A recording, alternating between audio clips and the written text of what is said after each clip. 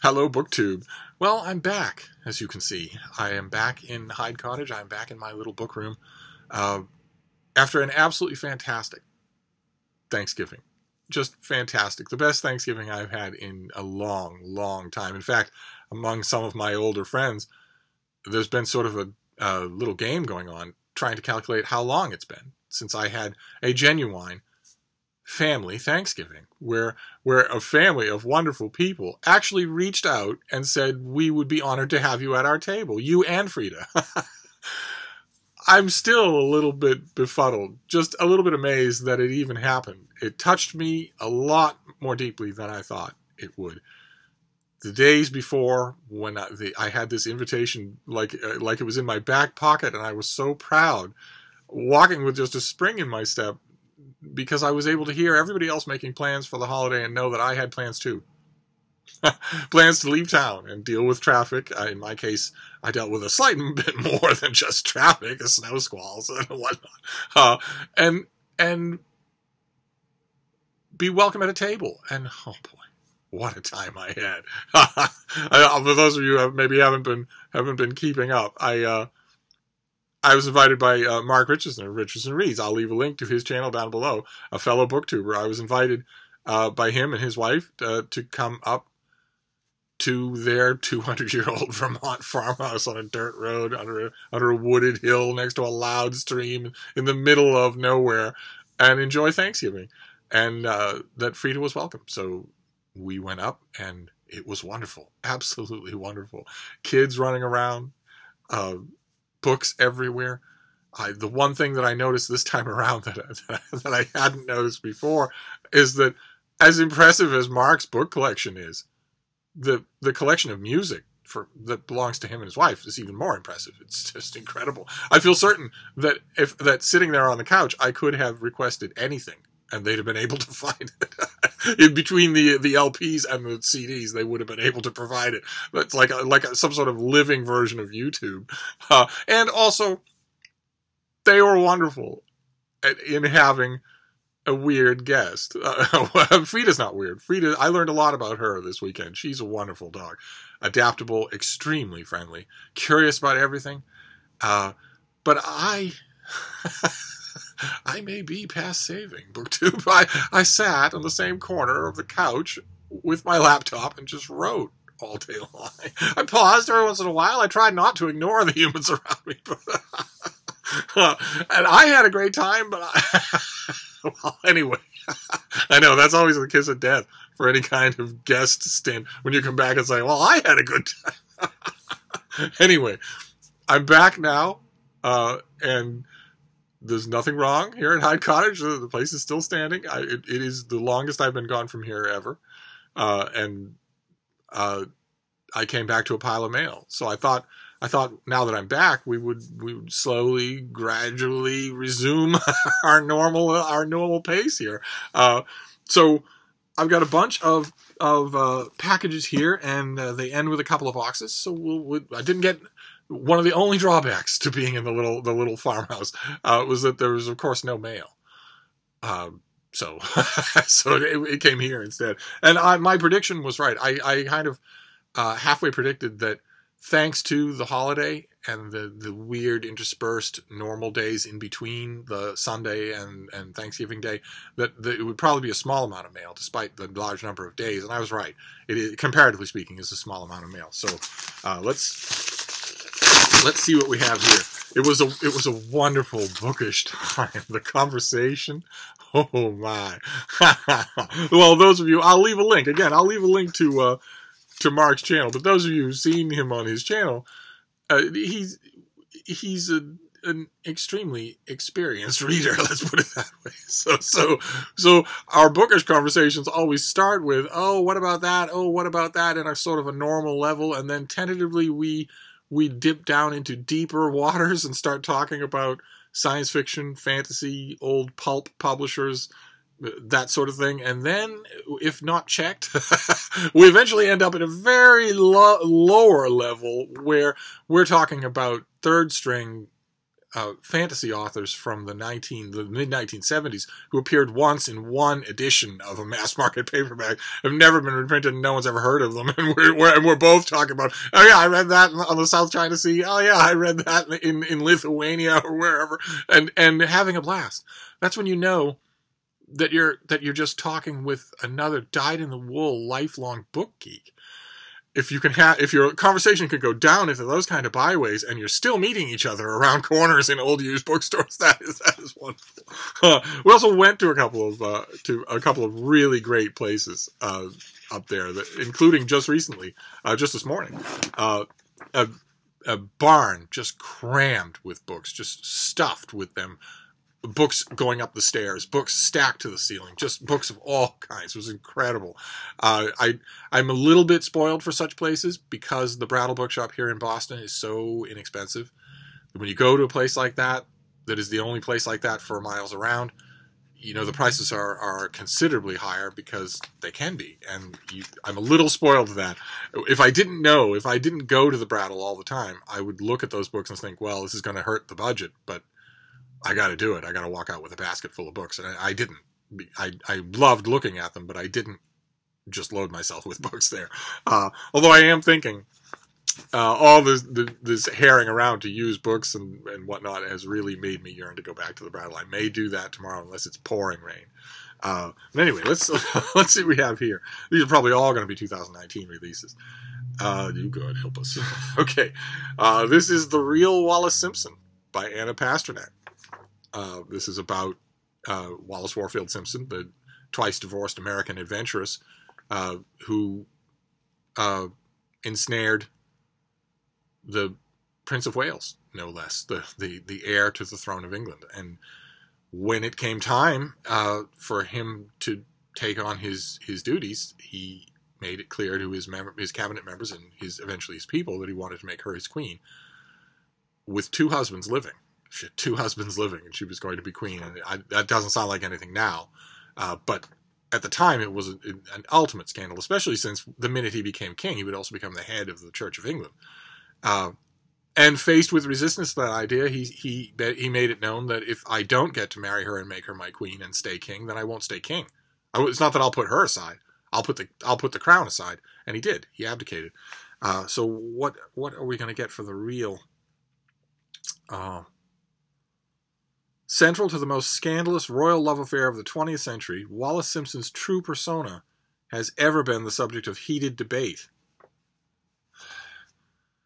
Now, in this surprising and definitive new biography, Anna Pasternak redeems a woman wronged by history with revelatory first-time interviews with the couple's confidants, presenting Wallis not as a wily temptress, but as a convenient scapegoat to rid England of a king deemed unworthy to rule by the royal family and the politicians and the courtiers of the time. That's manifestly untrue, though. Everyone was impressed by Edward. Well, maybe not. We'll see. Never before has a biographer delved into the past and returned with such a nuanced, largely favorable depiction of Wallis's life. Okay. All right. I have a very strong formed opinion of the real Wallis Simpson, but it sounds like Anna Pasternak has done an enormous amount of work. She hasn't just sat there and distilled from other books. She's gone to talk to people. So, okay. I will, did I mention when this comes out? This is due in March. In March, I will find out. In March, I will see. If she can convince me, the more power to her. So let's see. Let's see what this next one is. Okay. Okay. This, I think, is late getting to me. I think this has long since been out. What is the date on this thing? Oh, no. November 13th. This is only a week late getting to me. Okay. Okay, there's a very long personal history here that I'm not gonna bore you with. There is no possibility that I could review this book objectively, so I will show it to you, but I won't be writing about it. This is New Selected Poems by Tom Gunn in the finished copy. Those of you who have not read Tom Gunn, if you type his name into Google, I'm sure that Google will provide you with a couple of poems. Read them, see what you think. I think he was immensely talented. So, okay, so the New Selected Poems of Tom Gunn. Okay, all right, let's move on. There's not much I can do with that. Let's see Oh, goodness. Oh, my. All right, this next one is from the great folks at Europa Editions. They make really interesting, really good books. They used to care about my good opinion, but once they met Matthew at MCS Books, they found they're a perfect reader, so that they don't care about me. They and he are on the exact same wavelength when it comes to what makes a book attractive, what makes it good, what makes it interesting. Whereas sometimes they hit with me and sometimes they don't. And why would you bother? Sometimes hitting and sometimes missing with a scrofulous old coot when you can find a young man who gets you completely. Life's not fair, I tell you. So this is Sacred Darkness, The Last Days of the Gulag, translated from the Russian by Brian James Baer and Ellen Vanier, and written by, God help us now, it can't be Robert O'Connell? No, it's Levan. That much I get. Levan. And then Berdzhneshvili? Look at that, will you? Never was such a thing seen in County Donegal. Based on true events, Sacred Darkness brings together the stories of a group of citizens from the Soviet Union who find themselves in an extraordinary, absurd condition. As a political dissident, Berdzhneshvili lands in jail, serving a sentence on trumped-up charges of activism and agitation. But rather than being the hell he expected, jail allows him access to the wide variety of intellectuals, professionals, citizens of all walks of life, many of whom, he freely admits, he would not have had a chance to meet had he not been in jail. Here he bears witness to those lives. Each chapter carries a single person's name and focuses on a single story. Collectively, however, these portraits create a multifaceted and vast picture of life in the Soviet Union during its demise. Oh, man. All right, this comes out in mid-January. That's fascinating. I am fascinated. I'm going to... wow, okay. Commemorating the dead. Fantastic. All right, let's move on here. This mail haul certainly is not disappointing. Let's see what the next one is. Oh my God. What on earth? All right, this is due in February. This is by Bob Berman, and it is called Earthshattering, and the subtitle is Violent Supernovas, Galactic Explosions, Biological Mayhem, Nuclear Meltdowns, and Other Hazards to Life in Our Universe. Jeez Louise. Calm down, Seymour. Oh, my. All right. I think he probably means life on Earth. There is no other life that we know of. So, but renowned astronomy writers Bob Berman, the author. Okay, is Bob Berman plural? Does he have a tapeworm? No, he's singular. All right, just a typo then. Renowned astronomy writer Bob Berman, the author of Zapped, Zoom, and the Hunt's Heartbeat, brings you a new heart-pumping exploration of the cataclysms that have defined history and will continue to shape our future. The overwhelming majority of celestial space is inactive and will remain so. More than 90% of the universe's 70 billion trillion suns have had non-attention-getting births and are burning through their nuclear fuel in a predictable and even downright tranquil fashion. But when cosmic violence does unfold, it changes the very fabric of the universe, with mega explosions and ripple effects that reach the near limits of human comprehension. These cataclysms are events of surprise and upheaval, from colliding galaxies to solar storms, and from gamma-ray bursts to space-time warping disruptions, usually descending rapidly and often unseen but consequentially felt. Yeesh. Okay, well, those gigantic gamma-ray bursts in the neighborhood of your solar system can be deadly. It's just Earth's great good luck that it hasn't happened. Okay, well, it looks like I'm going to be alarmed and exhausted come February. Good Lord. Okay, all right. I don't ever know what I'm going to get here, so let's see what this next one is. One of these cardboard things that you have to break into. What have we got here? It's brightly colored. Oh, okay, great. We saw this already. We saw the advance copy of this. This is due in early December. This is the Songbird by Marcia Willett. I described it when I got the advance copy, and quite a few of you seemed intrigued. So did I. Let's see here. When Tim confides in Maddie that he needs a sabbatical from work and a fresh place to live, she suggests he move into one of the cottages on her family's home in the beautiful English countryside. She senses there's something he's not telling her, but she has faith that he'll fit right in with the eccentric but affectionate crowd at Broxcombe. As he gets to know the warm jumble of family who share their lives, Tim discovers that everyone there has their secrets. There's Kat, a retired ballet dancer who longs to take the stage again. There's Charlotte, a young Navy wife struggling to bring up her son while her husband is at sea. And William, who has tried hard to get over his estranged wife, though it's much harder now that she's trying to move into the cottage Tim just occupied. And even when she's far away, Tim knows there's Maddie. Beautiful, engaging, clever Maddie. Can Tim open up to her? Would it matter, he wonders, if he did?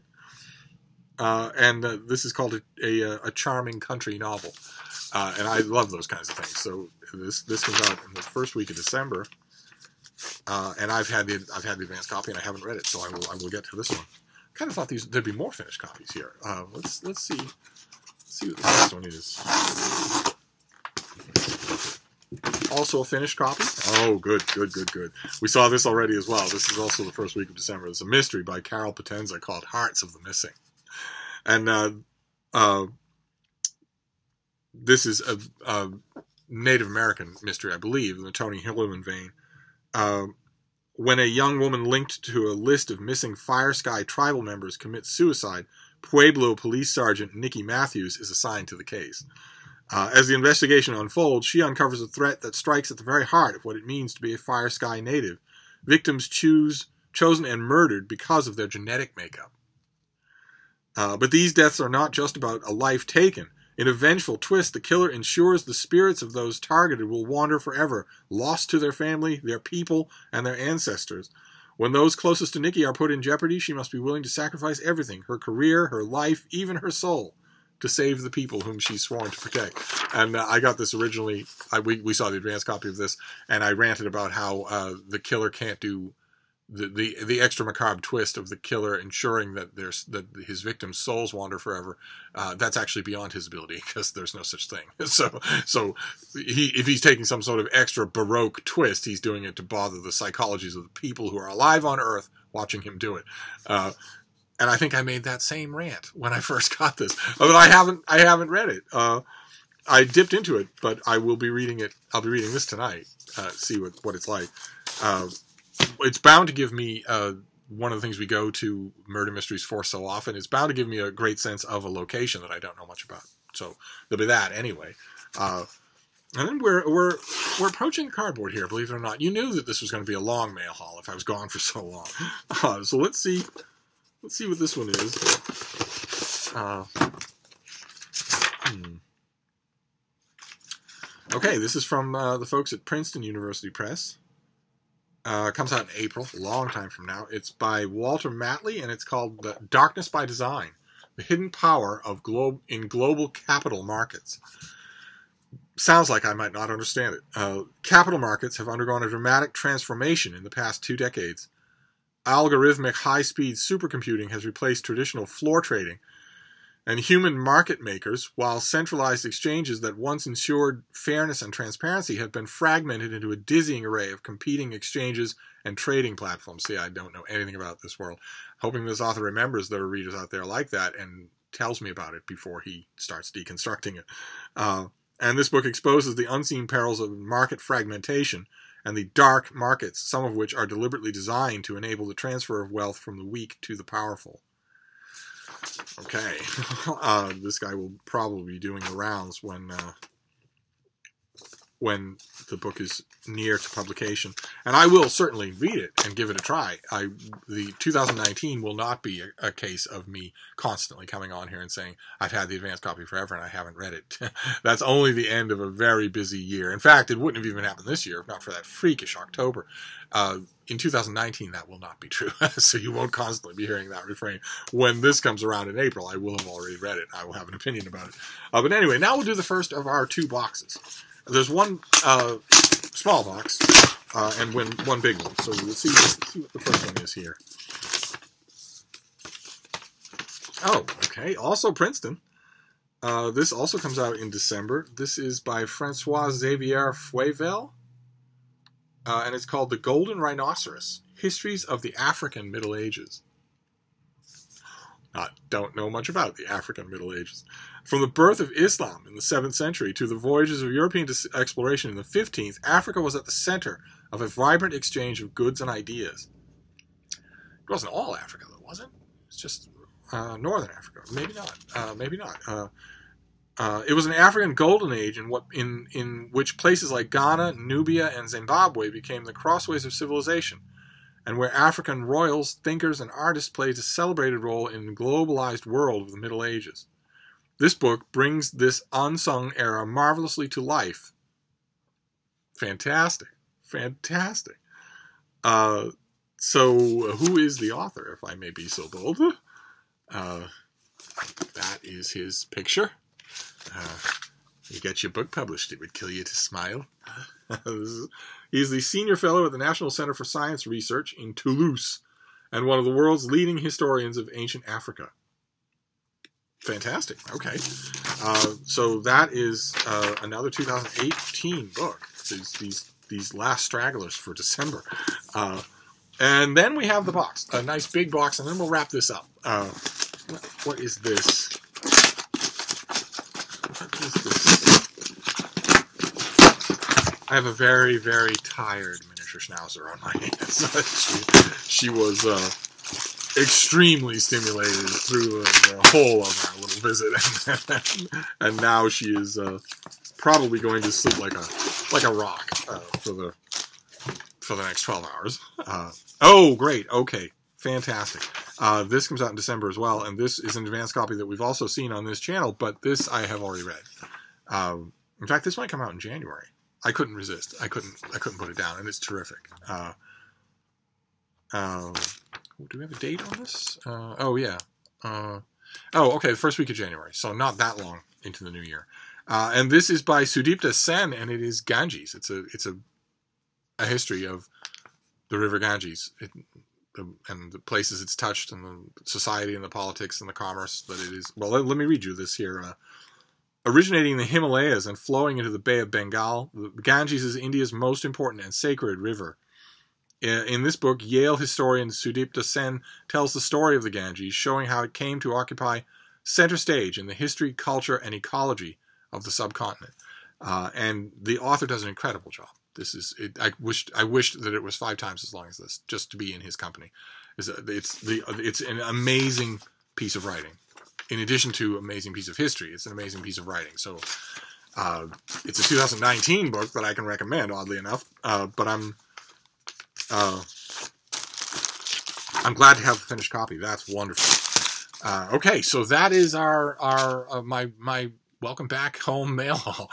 We have Ganges, which I do recommend. It'll be in your stores in January. Let's see here. I want to make sure that all this technology is working. We have Ganges. Then we have the golden rhinoceros, the Middle Ages in Africa. What else have we got here? Darkness by Design, unregulated financial market shenanigans. We shall see how much of it I understand. Hearts of the Missing by Carol Potenza, murder mystery. The Songbird, English cottage country narrative that sounds like it's going to have much more serious things boiling under the surface. That's always interesting. Then Earthshattering. Oh my God. If the radiation doesn't get you, the gamma burst will. Supernovas, ultra supernovas, black matter. Then we have Sacred Darkness.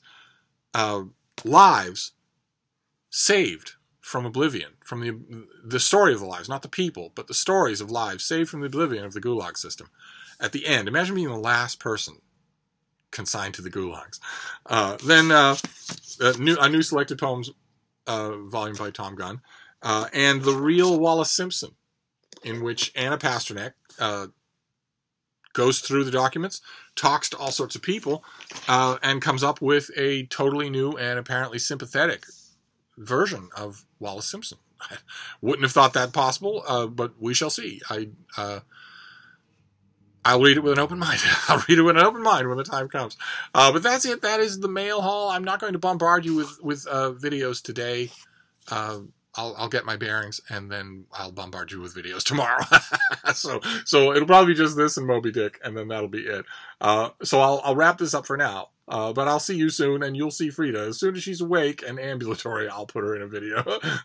Thank you, BookTube.